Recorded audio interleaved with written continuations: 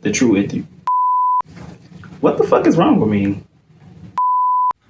What's up, everybody? I'm your host, Decaf, and welcome back to our channel. And yes, I say our channel because it's not just about me, it's about all of us and what we can continue to do for our Black, queer, trans, and non-binary family to make sure that they feel welcome, seen, and supported in what they do, y'all. And again, this is not just for me to know, it's not just for you to know, it's for everybody to know. So when you hear this message, tell a friend to tell a friend, tell your mama, your daddy, your sister, your cousin, your best friend, your cousin. I said cousin already. You know, tell everybody. Whatever the message is for the day, make sure to share it with them. Share that, share information, share knowledge, and share love. So let's talk. Let's listen. Let's love.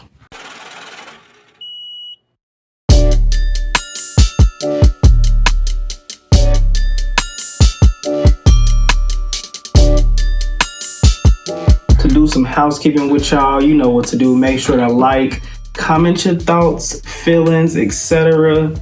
Share these episodes with anybody you feel may need them, with your large networks, your small networks, whatever that may be, and subscribe so that you can continue to get these episodes each time that they drop, whenever they drop, because it may not be on time, but we always coming.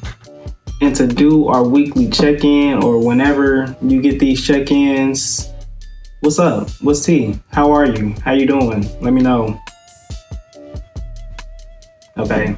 JK, I can't hear you, but leave it in the comments. Make sure to send us messages across social media. Just, to check in, share your thoughts on what we're doing here, ways that you may want to be involved, things that you may like, or things that you may have some feedback on. Do all of that.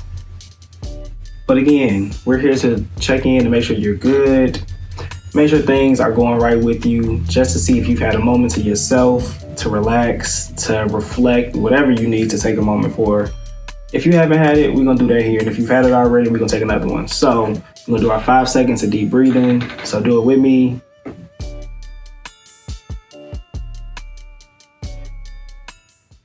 Up next, we have the song of the show where I try to put y'all on to some real cute music by a Black queer artist, old or new. If you haven't heard it before, then you heard it here first.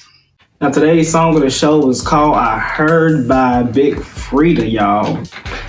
And Big Freedia goes down in history as a huge influencer from the New Orleans area, very influential in the realm of bounce music. If you haven't heard of bounce music, then I don't know what you've been doing. You've been hiding under a rock or something, but I'm pretty sure you've heard of bounce music because it just what gets the party going. Yeah, I'm Freedia, you better believe her. Or you could just call me a worldwide diva. I had to show ya, you wouldn't believe her. Quitting this phone shit, I started as Caesar. When I'm in Rome, they treat me like Caesar.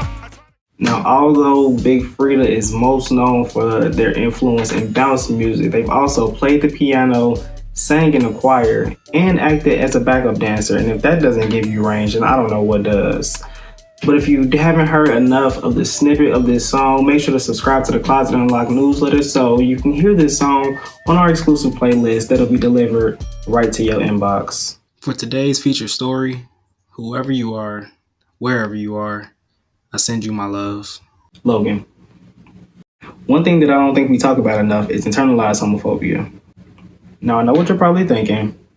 Wow, that was direct. Are we not talking about it enough? Do we even need to bring this up? Are there really that many people out there that deal with that? The answer is, and will be as long as the topic is relevant, yes. Having experienced this myself, I could have been saved from looking like a hypocrite had I known what this meant.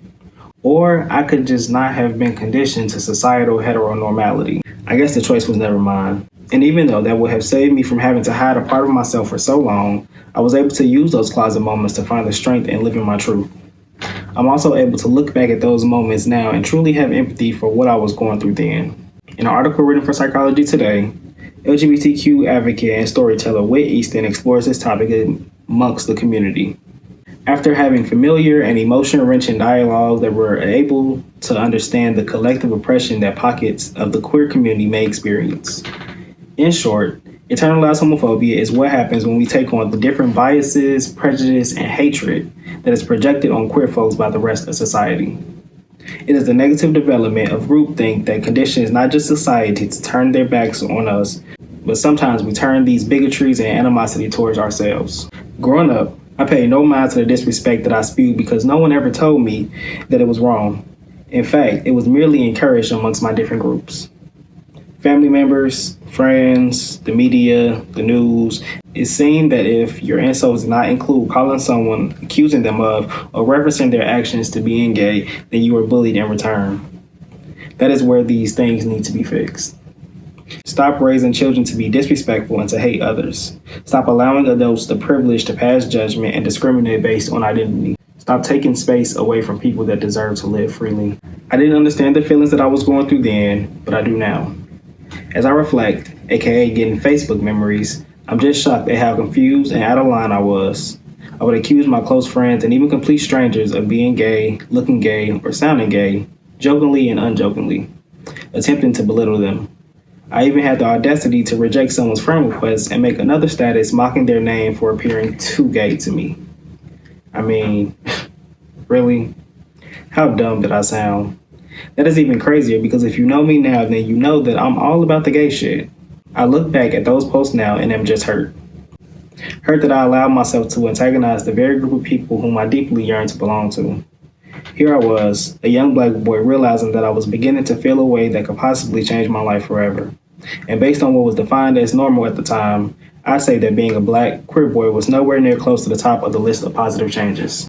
Similar to examples noted in Davies and Neal's 1996 book, Pink Therapy, as I experienced this, I continued to build this false mold of myself, adopting bad habits and an identity that was not mine all so that I could feel like I belonged. It was as if I was a character cast to play a story that wasn't mine, learning every day the words to the script of a version of myself that did not reflect who my true character was, portraying a life that only brought the worst out of me. I had become blind to what my reality was and become comfortable in not recognizing the true issue. I was allowing those external sources to influence not only how I treated myself, but how I treated others as well. Licensed clinical psychologist Joe Eckler agrees that by talking about these feelings more, then it will help us realize more positive, realistic outcomes for ourselves.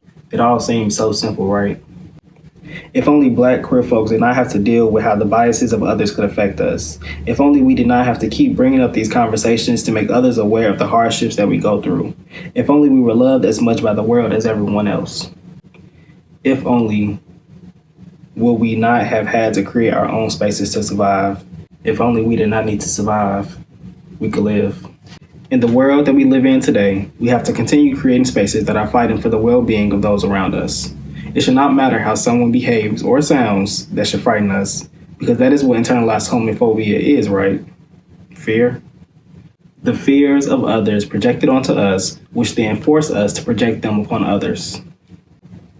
We must refuse to accept those prejudices and hate and hatred posed upon us, thus fostering a world where we can always show up to play the true character that we were meant to be, living the life that we are proud of. That is what we need to see. More positive, realistic outcomes for ourselves. Outcomes filled with endless love and support. Outcomes that matter. Love that matters. Because now and always, our stories matter. Your story matters. Another great story that I enjoyed reading, enjoyed editing, sharing with everyone. Another realistic and honest depiction of what life looks like for black queer folk. So shout out to us for continuing to be resilient, continuing to be powerful, and continuing to grow as people continue to learn, do all of that. So for those that would like to share a story, remember that you can do so anonymously through our survey, which you can find in the description or across all of our platforms. For those that have submitted a story, thank you for your honesty, for your transparency, and for your courage. Thank you for showing others the strength that is in these journeys so that they know that they are not alone in theirs. Thank you for being you and for being here. Because here, your story matters.